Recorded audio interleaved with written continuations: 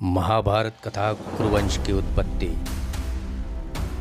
पुराणों के अनुसार ब्रह्मा जी से अत्रि, अत्रि से चंद्रमा, चंद्रमा से बुध और बुध से इलानंदन पुरुरवा का जन्म हुआ।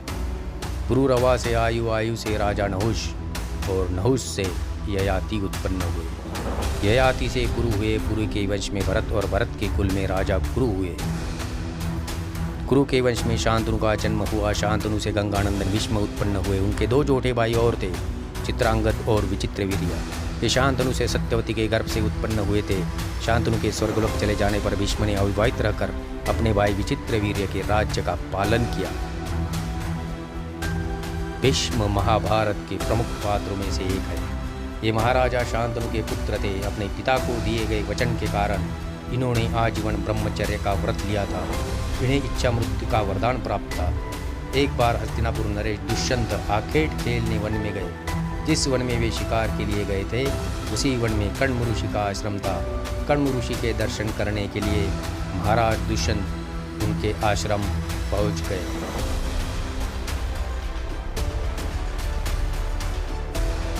पुकार लगाने पर एक अति लावण्यमयी कन्या ने आश्रम से निकलकर कहा, हे राजन, महर्षि तो तीर्थ यात्रा पर गए हैं, किंतु आपका इस आश्रम में स्वागत है। उस कन्या को देखकर महाराज दुष्यंत ने पूछा, बालिके आप कौन है? बालिका ने कहा, मेरा नाम शकुंतला है और मैं कण्व ऋषि की पुत्री हूँ।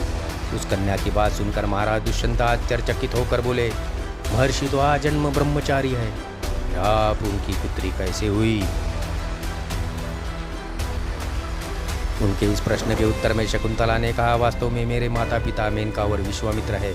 मेरी माता ने मेरे जन्म होते ही मुझे वन में छोड़ दिया था, जहाँ पर शकुंत नामक पक्षी ने मेरी रक्षा की, इसीलिए मेरा नाम शकुंतला पड़ा।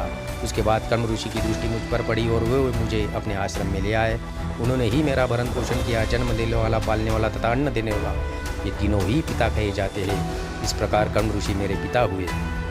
शकुंतला के वचनों को सुनकर महाराज दुष्यंत ने कहा, शकुंतले, तुम क्षत्रिय कन्या हो।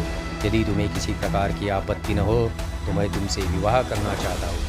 शकुंतला भी महाराज दुष्यंत पर मोहित हो चुकी थी, अतः उसने अपनी स्वीकृति प्रदान कर दी और दोनों ने गंधर्व विवाह कर लिया। कुछ काल महाराज दुष्यंत ने शकुंतला के साथ विवाह करते हुए वन में ही व्यतीत किया। फिर एक दिन वे शकुंतला से बोले, प्रियतमे, मुझे अपना राजकार्य देखने के लिए हस्तिनापुर प्रस्थान करना होगा। महर्षि कण्व के तीर्थ यात्रा से लौट आने पर मैं तुम्हें यहाँ से विदा कराकर अपने राजभवन में ले जाऊंगा। इतना कहकर महाराज ने शकुंतला को अपने प्रेम के प्रतीक के रूप में अपनी स्वर्ण मुद्रिका दी और हस्तिनापुर चले गए। एक दिन उसके आश्रम में दुर्वासा ऋषि पधारे। महाराज दुष्यंत की विरह में लीन होने के कारण शकुंतला को उनके आगमन का ज्ञान भी नहीं हुआ और उसने दुर्वासा ऋषि का यथोचित स्वागत सत्कार नहीं किया। दुर्वासा ऋषि ने उसे अपना अपमान समझा और क्रोधित होकर बोले, बालिके, मैं तुझे शाप देता हूँ कि जिस किसी के ध्यान में लीन होकर तूने मेरा निरादर किया है, वह तुझे भूल जाएगा। दुर्वासा ऋषि के शाप को सुनकर शकुंतला का ध्यान टूटा और वह उनके चरणों में गिरकर क्षमा प्रार्थना करने लगी। शकुंतला की क्षमा प्रार्थना से द्रवित होकर दुर्वासा ऋषि ने कहा, अच्छा, यदि तेरे पास उसका कोई प्रेम चिन्ह होगा तो उस चिन्ह को देख उसे तेरी स्मृति हो आएगी। महाराज दुष्यंत से विवाह से शकुंतला गर्भवती हो चुकी थी। कुछ काल पश्चात कण्व ऋषि तीर्थ यात्रा से लौटे, तब शकुंतला ने उन्हें महाराज दुष्यंत के साथ अपने गंधर्व विवाह के विषय में बताया। उस पर महर्षि कण्व ने कहा, पुत्री, विवाहित कन्या का पिता के घर में रहना उचित नहीं है। अब तेरे पति का घर ही तेरा घर है। इतना कहकर महर्षि ने शकुंतला को अपने शिष्यों के साथ हस्तिनापुर भिजवा दिया। मार्ग में एक सरोवर में आचमन करते समय महाराज दुष्यंत की दी हुई शकुंतला की अंगूठी, जो कि प्रेम चिन्ह थी, सरोवर में ही गिर गई। उस अंगूठी को एक मछली निगल गई। महाराज दुष्यंत के पास पहुंचकर कण्व ऋषि के शिष्यों ने शकुंतला को उनके सामने खड़ी करके कहा, महाराज, शकुंतला आपकी पत्नी है, आप इसे स्वीकार करें। महाराज तो दुर्वासा ऋषि के शाप के कारण शकुंतला को विस्मृत कर चुके थे, अतः उन्होंने शकुंतला को स्वीकार नहीं किया और उस पर उल्टा होने का लांछन लगाने लगे। शकुंतला का अपमान होते ही आकाश में जोरों की बिल्ली कड़क उठी और सबके सामने उसकी माता मेनका उसे उठा ले गई। जिस मछली ने शकुंतला की अंगूठी को निगल लिया था, एक दिन वह एक मछुआरे के जाल में आ फंसी। जब मछुआरे ने उसे काटा तो उसके पेट अंगूठी निकली। मछुआरा ने उस अंगूठी को महाराज दुष्यंत के पास भेंट के रूप में भेज दिया। अंगूठी को देखते ही महाराज को शकुंतला का स्मरण हो आया और वे अपने कृत्य पर पश्चाताप करने लगे। महाराज ने शकुंतला को बहुत ढूंढवाया किंतु उसका पता नहीं चला। कुछ दिनों के बाद देवराज इंद्र के निमंत्रण पाकर देवासुर संग्राम में उनकी सहायता करने हेतु महाराज दुष्यंत इंद्र की नगरी अमरावती गए।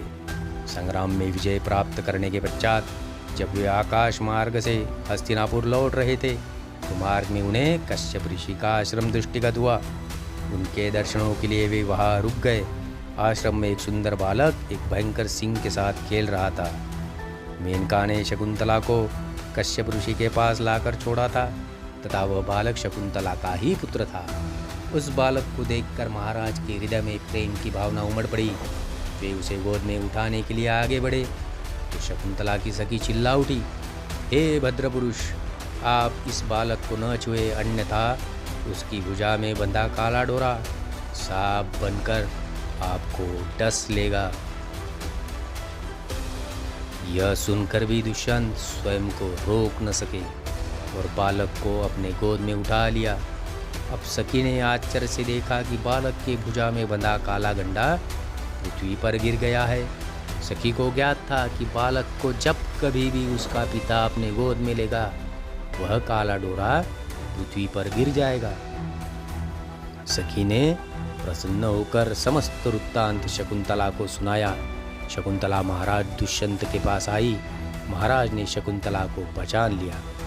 उन्होंने अपने कृत्य के लिए शकुंतला से क्षमा प्रार्थना की और कश्यप ऋषि की आज्ञा लेकर उसे अपने पुत्र सहित अपने साथ हस्तिनापुर ले आए।